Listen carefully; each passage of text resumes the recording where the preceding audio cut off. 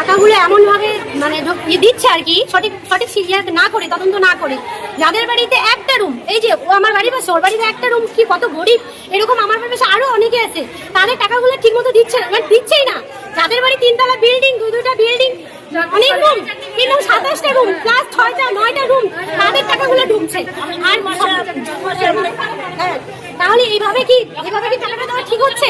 সঠিক সিদ্ধান্ত নিয়ে সঠিকভাবে ইয়ে করে টাকাটা পৌঁছায়, এটাই আমার কথা। এইভাবে আমরা কোনো চাকরি বাকরি কিচ্ছু করি না, আমরা শুধু নিজেরাই একটু কর্ম করে খাই, তাহলে আমাদের টাকাগুলো দিচ্ছে না ঠিকঠাক করে। আজকে কি বললেন আপনারা? আজকে আমরা এগুলো তালা দিয়েছি, আমাদের একটু সঠিকভাবে করুক, তারপরে আমরা তালা খুলবো। যে আমাদের কি 3টে রুম দেখাচ্ছে, অনেকের বাড়ি 3টা রুমও নাই, আর 3টা রুম, অনেকের বাড়ি 3টা রুমের বেশি আছে।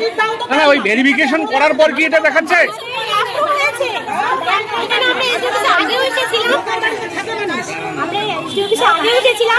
পেন্ডিং ইনকোয়ারি ছিল, ইনকোয়ারি পরে অ্যাপ্রুভ, আমাদের পাড়ায় লিস্টে নামও গেছে, নাম যাওয়ার পরে এখন কি রুম দেখাচ্ছে?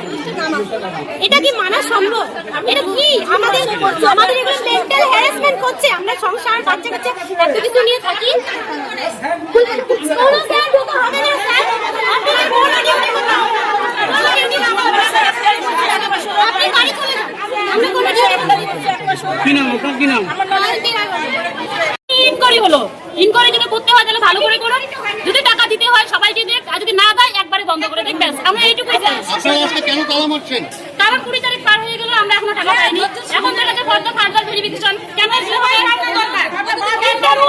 এত কোটি লোক টাকা পেলে তারা কি এক রুমে থাকে, এক রুমে সব কাজ করে? এটা কোনোদিন সম্ভব? দেখা গেলো তাদের বিল্ডিং বাড়িয়েছে, টাকা পেয়ে বসে আছে। এরা কি ফাজলামো শুরু করছে?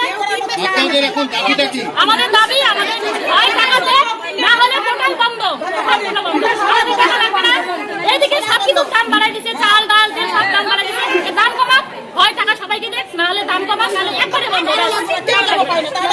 কি নাম আপনার? কি নাম? আমাদের কল্পনা রায় বর্মন। সম্পা রায় বলুন। কল্পনা রায় বর্মন। কল্পনা রায় বলুন। আচ্ছা।